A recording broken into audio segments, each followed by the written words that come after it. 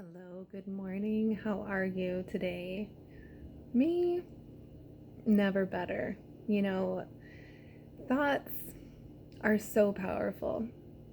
And when we realize that and when we take control of our thoughts, then we can make magic, truly, truly make magic. The law of attraction states that like attracts like. So, the types of thoughts that you maintain on a regular basis are the types of actions that will end up occurring. And it's the universal law of cause and effect that the types of thoughts that you put out into the universe, even if they're unconscious thoughts, are going to manifest themselves in an electromagnetic frequency that ends up creating your reality, your personal reality. So always remember that your thoughts manifest into your dreams, manifest into your realities, whether you like it or not. So always be mindful. Today, I wanted to talk to you not just about mindfulness, but also about pelvic organ disorders. So, a pelvic floor disorder is something that a lot of females don't talk about. Males don't have this issue as much as females. It's more of a predominant syndrome or disorder within the female population. The reason for that is because females are the ones that bear children. Females are the ones that deal with more sexual misconduct. Females will gain weight and then have issues with straining. Now, when it does affect males more is if they had sexual misconduct, or if they had excessive weight gain, or if they had like digestive problems.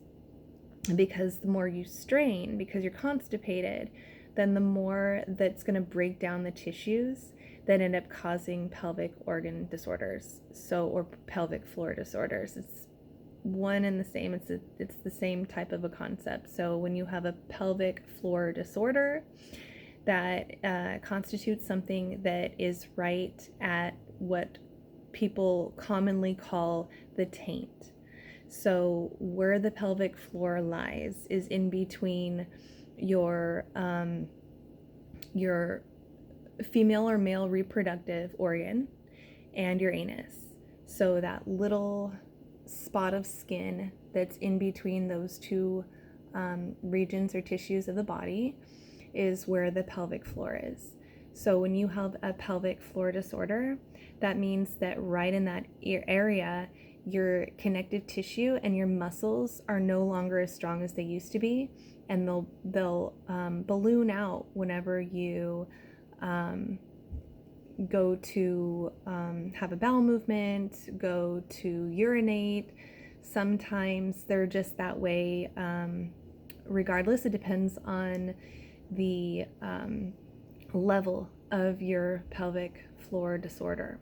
So a pelvic organ prolapse, or a POP, P-O-P, is something that ends up happening when you have issues with pelvic floor disorders. A pelvic organ prolapse is when part of an organ close to your pelvic region will protrude or push into an area that it's not supposed to be pushing into, i.e., if you have a bladder or a uterus or a ureter or something like that that's pushing into an area that it's not supposed to be pushing into, that is a pelvic organ prolapse. So a lot of us don't even realize that that's what's going on until it's too late. So it's really good to know about these things, or to prevent it from happening in the first place, by knowing the types of exercises necessary to help maintain any kind of a pelvic organ disorder, or to prevent it from happening, or to reverse it from being an issue. So I'm here to tell you that this doesn't define you, it doesn't seal your fate. And the one beautiful thing about our bodies is that we are very plastic beings. We can always bounce back. We can always reverse what it is that we have created in the first place. So this dis-ease in our body can definitely be reversed. So if you're still on board with me, then I have 5 wonderful exercises for you that can help you with building up your pelvic floor muscles and the connective tissue around it to help you not have to worry about incontinence. And what is incontinence? It's just when a human being or even another living organism can no longer control their bowels and their bladder. So a lot of times when we're older, the nerves that connect from our brains to our bladders are not at the same level of frequency as they used to be. And we just end up going involuntarily. Well, I'm here to tell you that we can definitely build that up, and we can definitely make it so that that doesn't happen. We are in control always. So let's get started. Okay, so the only thing that you're gonna need is time, commitment, and some resistance bands. So I just picked these up on Amazon. They were not very expensive. You can get a light, medium, and heavy hip resistance band. I'm using the medium just because I've been doing this for a little while. So for my body, the medium works a little bit better. So what you're gonna wanna do is put your resistance band up onto your legs, okay? So the very first exercise that we're gonna do is we're just basically gonna lift our hips up. So what we wanna do is like 3 sets of, let's say 15 reps, but it's up to you on how many reps your body will want to do. So another thing is whenever I'm talking about Kegels, I'm saying that you're going to strengthen and pull in the musculature at your pelvic floor. So like I said, your pelvic floor is in between your reproductive organ and your anus. So you're gonna pull that in, you're gonna strengthen that up. And while you're pulling that in and strengthening that area of musculature up, you're also going to pull in and strengthen your lower abdominal region. This is really, really crucial for building up all of that musculature and also building up your connective tissues there. So let's come down onto our backs. Okay. All right, so what you want to do is have the backs of your feet touching the tips of your fingers. That way you know that your body is in the proper position, the proper alignment. So however your body is, all of us are different. You're just gonna wanna bring your knees up to where your feet, the backs of your heels are touching the tips of your fingers, okay? So then the other thing that you wanna do is have your hip resistance band at a position to where you can stretch out your legs outwards, right? And when you're adducting your legs, then what you're able to do is keep them in position right at your hips distance. So that's really, really important. Body positioning is really, really important, okay? So hips distance, fingertips touching the heels. Take a deep breath in, holding those Kegels tight. Up we go. 1, 2, 3, 4, 5, 6. Keep those Kegels tight. 7, 8, 9, 10. Total body control here. 11, 12, 13, 14, 15. So at this point, you'll be able to gauge if your body wants to do that many reps or if it wants to lower the reps, or if it wants to increase the reps. You can always lower the reps to 10, increase it to 20, increase it to 25 if you'd like. But typically when you're starting, 10 to 15 is a good rep stage, and then you just do 3 sets of those. Okay, and in between each set, you just want to wait about 20 to 30 seconds. And come back down. Make sure that we're aligned proper. Deep breath in. And 1. Kegels in. 2. 3. 4. 5. 6. 7. 8. 9. 10. 11. 12, 13, 14, and 15. Another important thing to consider is always being mindful of every move that you're making. The intention is always there. So your thoughts of your future self in the present now are there. You can feel yourself, your future self in the present now. It's really important. One of my mentors used to always tell me that you've got to focus on the position you're about to occupy. Not the one that you're occupying now, but focus on the position you're about to occupy. It makes a world of difference when you're really truly trying to vibrate at your highest frequency, right? So if your future self is vibrating at its highest frequency, feel what it is to be your future self in the present now, and I promise everything will come into alignment. Deep breath in, Kegels tight, and 1, 2, 3, 4, 5,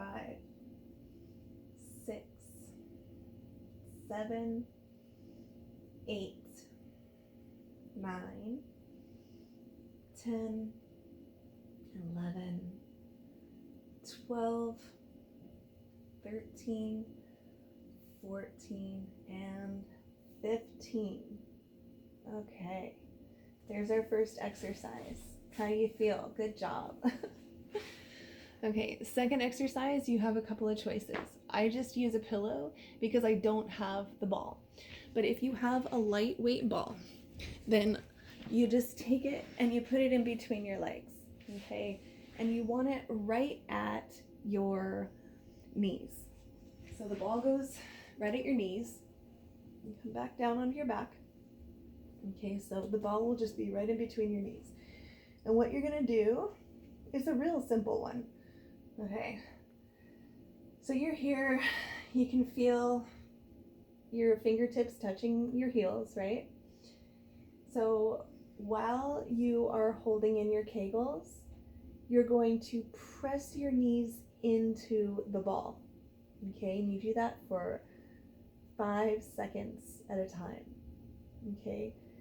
So when you do that, you can feel the engaged muscles in your inner thighs, a little bit on your outer thighs, closer to your gluteal, and you're also engaging your lower abdominal region, your lower back, and your Kegels. So it's a all-inclusive exercise here. Even though it seems super simple, it's more of a proprioceptive exercise. What that means is your body position, internal body position, is keen on your awareness. So you are very aware of how it is that your body is being positioned at that moment in time. Okay? So what you're doing again is you're engaging your abdominal, you're engaging your lower back, you're engaging your Kegels, your inner thighs, your outer thighs, and you're pushing your knees into the ball. Ready? 1, 2, 3, 4, 5, and release. Again, squeeze, 2, 3, 4, 5, and release. Again, squeeze, 2, 3, 4, 5, and release. You can do that as many times as you want. You can even do that throughout the day without anything in between your legs. You just feel the tension in between your knees and then tighten up all of those core muscles in your inner thighs, your outer thighs, your lower back, your lower abdomen, and your kegels. I promise you, you'll feel it.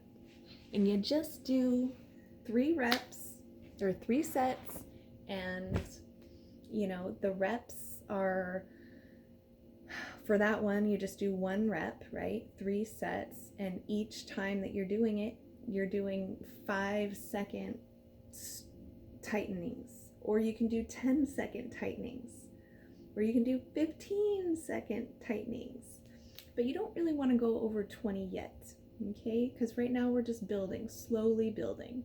It's just like building up a building, right? Any kind of a building. You start with the foundation. So this is us starting with the foundation, okay? So are you ready for the 3rd exercise? Okay. So this one, you're gonna want your resistance band back.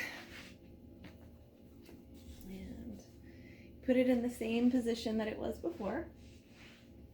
Okay. So what you're gonna do, you're gonna put one hand on your hip here, the other hand on your head here, okay? And you just, your feet are on top of each other like this, and you're lifting, right? Opening your legs like a mouth, wah, wah, like that, okay? So I have a teeny tiny apartment, hence the reason why I only have this much distance that I can show you. We'll work on that later, but for now, let's get to it. So you're holding in your kegels, and you can do as many reps as you want. I'm going to stick with 10, and we'll do 3 sets of those 10 reps, okay? So starting, one thing that's really important to remember is your feet are in alignment, like right at the same distance, or not distance, but the same alignment as your back and as your butt. So your feet are backed up to where they are lined up with your butt and your back, okay? So your butt, your back, and your feet are all lined up straight. So your knees are coming out at like almost a 90-degree angle from the rest of your body, okay? So here we go. Kegels in. 1, 2, 3, 4, 5, 6, 7, 8,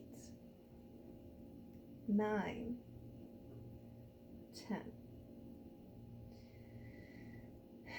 So you want to wait about 10 to 20 seconds in between each set. And remember that we still need to go on the other side of our body. So we're going to flip onto the other hip, and then we'll do the other side after these 3 reps. So 1, kegels in, 2, 3, 4, 5, 6, 7, 8, 9, 10. So where you're going to feel this the most is on your outer thigh. You'll also feel it engaging on your inner thigh.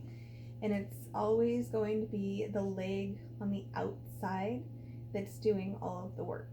That's where the weight resistance is coming in for that leg. So that's why we have to flip over and do the other side after we're done doing the 3 sets on this side. Okay? Again, Kegels in. 1, 2, 3, 4, 5, 6, 7, 8, 9, 10. And remember that when you do this, each time you bring your leg back down, you're not slapping it down onto the other leg. You're keeping as much in control as you possibly can to where it's lowering down slowly and not lowering down uncontrollably, okay? So make sure that your feet are in alignment with your butt and your back. Kegels are in. Take a deep breath, and 1, 2, 3, 4, 5, 6, 7, 8, 9, 10. So remember to keep the Kegels in. It's really easy to forget about that part. But the idea is that we're building up our core and we're building up those lower muscles, the pelvic floor muscles. Okay. 1, 2, 3, 4, 5, 6. When you get better at this, 7, 8. You'll be able to go up higher. 9 with your leg. 10. It also depends on what the resistance is that you have. As far as the resistance band, it depends on the level of resistance that you are asking of your body, right? So if you have a higher resistance, then technically it's going to be harder to lift your leg, right? So just keep that in mind. And our last set. Ready? Kegels in. 1, 2, 3, 4, 5, 6, 7, 8, 9, and 10. All right. Next exercise. You will not need your resistance bands anymore. So this one's really simple. You just are going to come onto your back.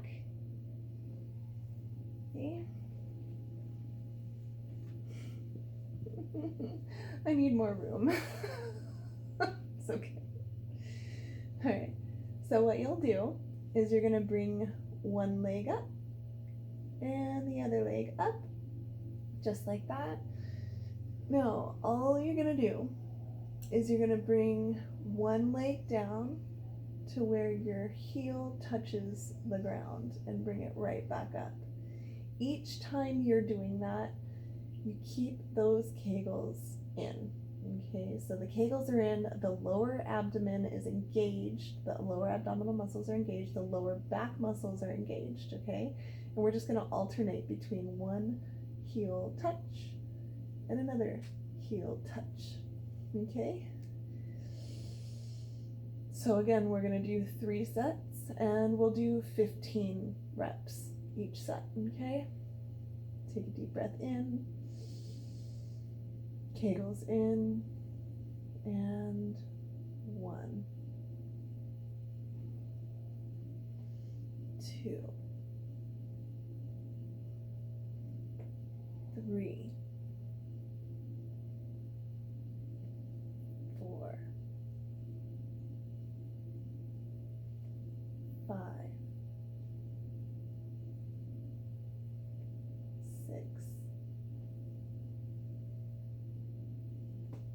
7, 8, 9, 10, 11, 12, 13, 14, and 15. Lower your legs down and take a breather for 20 seconds or so. In this 20-second to 30-second breather, you feel your body. You feel what it is that your body is going through. And allow yourself to not just on the sight, sound, touch, taste, smell level of sensing things, but feel your body internally, you know? Like, what does it feel like when your belly grumbles? What does it feel like when your lower back maybe feels a little strained? What does it feel like with your head on the ground? Does it hurt? Does it feel good? Does the pressure on your back feel good?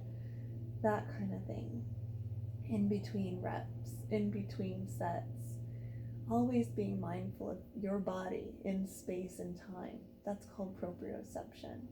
And it's a really, really fundamental tool to helping build you up.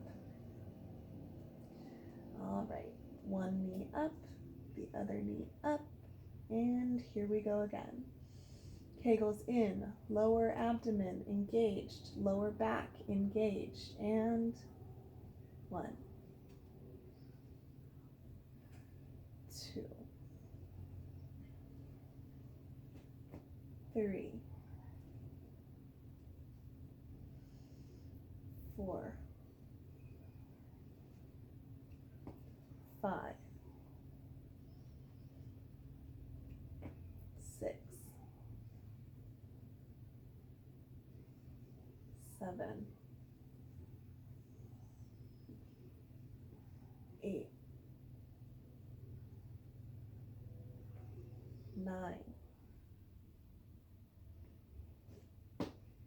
10,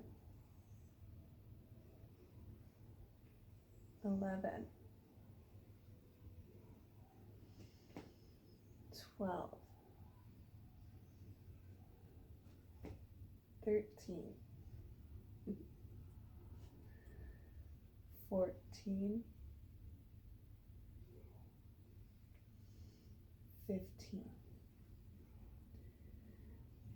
and lower. So really, it's not about all of these invasive, hardcore, active types of exercises that produce results. Really, the best way to produce results is slow, steady, repetitive movements where you are completely mindful of everything that you're doing, because that's when your body is going to build up resistance, is going to be all encompassing, all knowing what it is that you're doing at any given moment in time. And by doing that, instead of like mindlessly exercising or doing like cardio where we're not really paying very much attention, we're just kind of running, then you're building things up. That's why case studies will say, oh, you know, there was this one group that just thought about exercising and they still gained muscle because they just thought about it. Because the more intention you put into something, the more mindfulness you put into something, the more it's really going to manifest into reality. All right, last